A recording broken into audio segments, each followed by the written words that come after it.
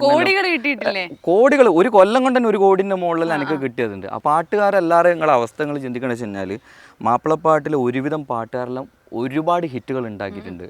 അവരെ നിങ്ങൾ real life നോക്കിയിട്ടുണ്ടായിരുന്നു.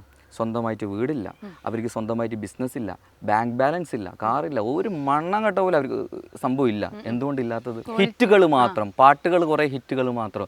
ഇതിൽ ഏറ്റവും കൂടുതൽ വൈറലായിട്ടുള്ള സിംഗേഴ്സിൻ്റെ അവസ്ഥ തന്നെ ദയനീയ അവസ്ഥയാകുമ്പോൾ ഞാൻ ആകെ ഷോക്കായി.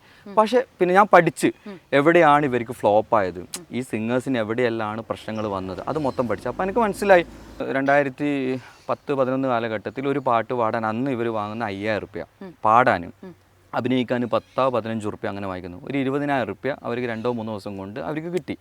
പിന്നെ അവർക്ക് വേറൊരു ഫണ്ട് അതിൻ്റെ മുകളിൽ കിട്ടുന്നില്ല. പക്ഷേ ഈ കണ്ടൻറ്റ് പ്രൊഡക്ഷൻ ചെയ്യുന്ന കമ്പനി അവർ ഓൾറെഡി ചിലപ്പോൾ പ്രൊഡക്ഷൻ അവരാണല്ലോ, ഇതിൽ ചിലപ്പം ലക്ഷങ്ങൾ കിട്ടിയിട്ടുണ്ട്.